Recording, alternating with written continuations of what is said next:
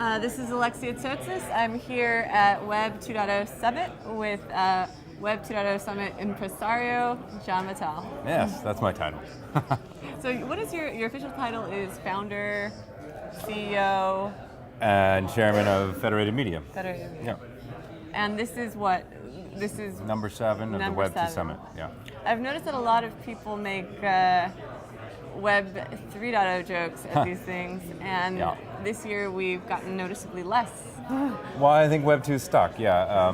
I think the idea is it's always the next version, and that's kind of the concept of Web 2 is it's what's next.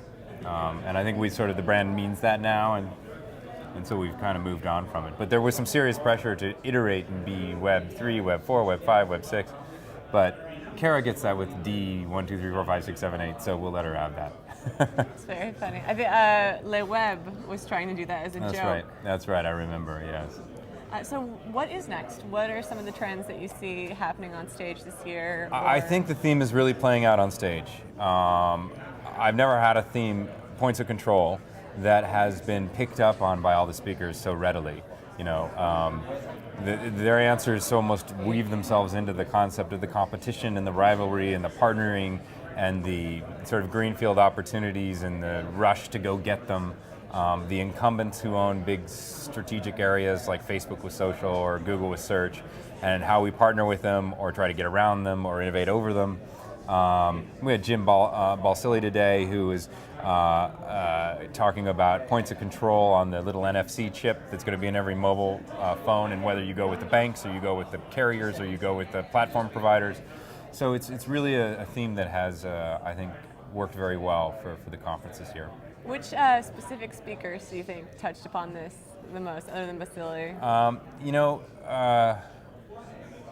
You couldn't help it with Eric Schmidt, and they're in so many points of control. They are one big node of control. Yeah. It was very interesting to talk to John Rubinstein of Palm, HP, and to see how that relatively small acquisition from the point of view of HP has been a pivot point for HP in a major point of control, which has to do with positioning themselves for a world where they're not just partnering with Microsoft on a Windows platform, but rather have their own integrated stack that they're going to take to the whole mobile web. Well, I mean, as Mary Meeker pointed out, mobile web is the basic fulcrum for internet usage. Right. And so I think that was another one. And then I have to say that the conversation with Robin Lee of Baidu was one of my favorites all time. He navigated some difficult questions well, and I think opened a lot of our eyes as to both the size and the ambition of Baidu. I thought that was really interesting as well. I thought it was interesting how he thought of leaving China to go to Hong Kong. That was a fact I did not know. Censorship. Yeah, and then he decided not to because, as he put it, my life would be destroyed.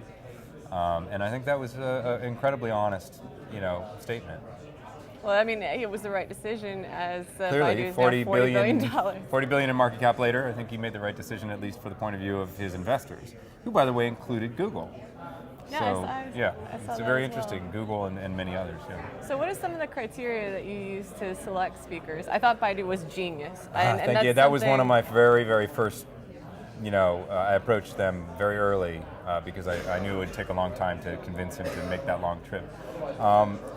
You just try to, once you develop a storyline, a narrative, who are the obvious players who need to be in that narrative? And with points of control, it was, pretty clear I had to get all the mobile players, and we did, except for one, Apple. And Apple doesn't really show up anywhere, except once in a while at D. Good on Walt and Kara for that. But it's really about that. And then, I sort of split the world into insurgents, those who are, developing new markets or taking on current incumbent ones, and incumbents. And so we tried to get both. The next session we're doing, there are going to be 15 insurgents in a row. It's going to be a goat rodeo. The announcement one? Well, yeah. So we have 5 announcements and 13 CEOs, and it's going to be interesting. A herd of cats. Who are you most excited about coming up today and tomorrow? Well, I think that the conversation that's about to happen between Fred Wilson and John Doerr is going to be really interesting. So you've got two really, really well-known and influential investors with huge hits behind them. One on the East Coast, one on the West Coast. One sort of famous for the stuff that he's done in Amazon, Google, and so on, and the other famous for the new Foursquare, Twitter, and so I think that that's going to be just a very interesting conversation. One that I tried to engineer because I think each of those guys want their own stage. So for them to agree to share it was pretty cool. Cool. Well, thank you. I'm going to get back to the panels, Yeah. and you're going to get back to on stage. Yeah. Thank you very much. Right. Thank you. Take care.